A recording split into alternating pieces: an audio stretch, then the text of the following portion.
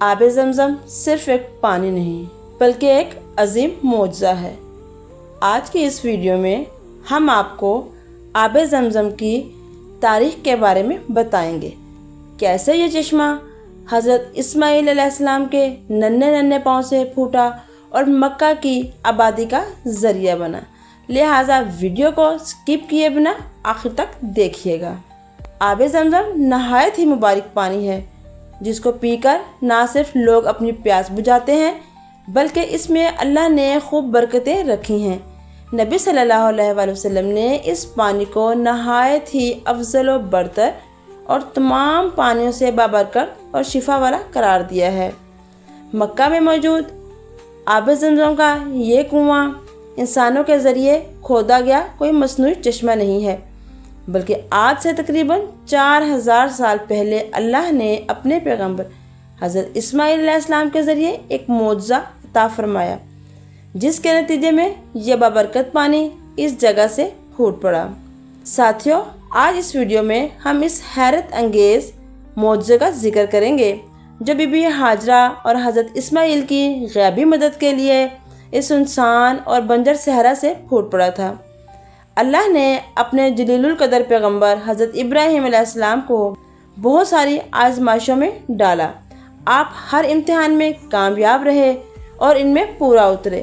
جب ابراہیم علیہ السلام کی عمر 80 سے بھی زائد ہوئی، بہت دعاؤں اور منتوں کے بعد اللہ تبارک تعالیٰ نے انہیں ایک بیٹا عطا فرمایا، جس کا نام آپ نے اسماعیل رکھا۔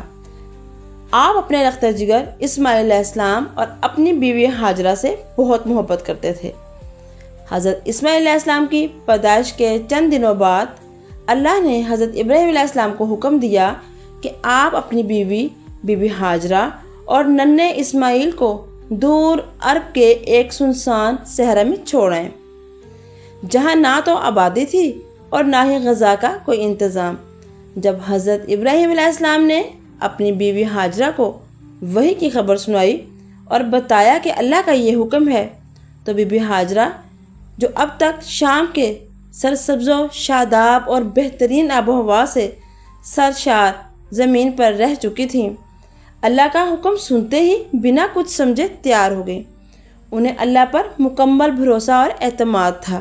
انہیں یقین تھا کہ وہ ان کے لیے گرم صحرا میں کچھ نہ کچھ انتظام ضرور فرما دیں گے۔ اللہ نے حضرت ابراہیم علیہ السلام کو وحی فرمائی کہ اسماعیل علیہ السلام اور ان کی ماں کو شام سے باہر لے جائیں۔ حضرت ابراہیم علیہ السلام نے کہا، اللہ، میں انہیں کہاں لے جاؤں؟ ارشاد ہوا، اے ابراہیم، انہیں امن و امان کی جگہ یعنی میرے حرم قرۂ ارض کے مرکز میں لے جاؤ، جسے میں نے خلق کیا ہے، اور وہ مکہ ہے۔ حضرت ابراہیم علیہ السلام اپنے اہل و عیال کے ساتھ سرزمین مکہ پہنچے تو وہاں ایک درخت تھا۔ بی بی ہاجرہ نے اپنا عبایا اس درخت پر ڈال دیا اور اپنے بچے کو اس کے سائے میں لے کر بیٹھ گئی۔ جب حضرت ابراہیم علیہ السلام نے وہاں سے جانے کا ارادہ کیا تو حضرت ہاجرہ نے کہا، اے ابراہیم، آپ ہم لوگوں کو ایسی جگہ چھوڑے جا رہے ہیں جہاں ایک بے آب و گیا صحرا ہے؟ حضرت ابراہیم علیہ السلام نے کہا، جی، خدا نے ہمیں حکم دیا ہے کہ تم لوگوں کو یہاں چھوڑ دوں، وہیں خدا تمہاری مشکلیں آسان کر دے گا۔ گرم ہوا چل رہی تھی اور بی بی ہاجرہ کا معصوم بچہ پیاس کی شدت سے تڑپ رہا تھا۔ پانی اور کھجوریں ختم ہو گئی تھیں۔ تپتے صحرا کی گرمی، بھوک پیاس کی وجہ سے بی بی ہاجرہ کی شکم دودھ سے سوکھ چکی تھی۔ حضرت اسماعیل علیہ السلام بھوک کی شدت سے تلملا رہے تھے۔ بی بی ہاجرہ پریشانی کے عالم میں پانی تلاش کرنے لگیں۔ جب آپ دور سے بیاباں کی طرف دیکھتی تو انہیں وہاں پانی کا چشمہ نظر آتا، لیکن جب قریب پہنچتی تو وہاں سراب نکلتا۔ اس طرح بی بی ہاجرہ نے 7 مرتبہ پانی کی تلاش میں صفا و مروہ کے درمیان دوڑی، مگر آپ کو پانی نہ ملا۔ لہٰذا ایک بے سہارا خاتون اور معصوم بچے کو دیکھ کر اللہ کی رحمت نے جوش مارا، اور جب بی بی ہاجرہ ننھے اسماعیل کی طرف واپس لوٹی تو دیکھا کہ اسماعیل علیہ السلام پیاس کی شدت سے زمین پر ایڑی رگڑ رہے تھے، اور پھر وہاں سے اللہ رب العزت نے ننھے اسماعیل علیہ السلام ایڑی رگڑ رہے تھے، وہاں اللہ تبارک و تعالیٰ کے حکم سے پانی کا چشمہ پھوٹ پڑا۔ ایک روایت کے مطابق اس وقت جبرائیل علیہ السلام نازل ہوئے اور آپ نے اس جگہ زمین پر ضرب ماری تو اس جگہ پانی کا چشمہ پھوٹ پڑا۔ حضرت حاجرہ نے اس چشمے کے چاروں طرف حصار بنانے کے لیے مٹی، پانی اور پتھر جمع کیے۔ پانی تیز رفتاری سے پھوٹ رہا تھا، لہٰذا آپ نے اس پانی سے کہا زمزم، یعنی کہ رک جا۔ اس لیے اس چشمے کا نام زمزم پڑ گیا۔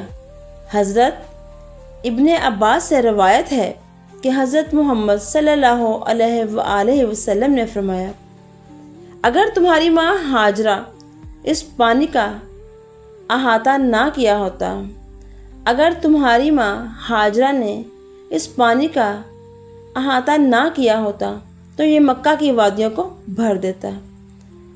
اس چشمے سے بی بی ہاجرہ خود بھی سیراب ہوئیں اور اپنے بچے کی پیاس بھی بجھائی۔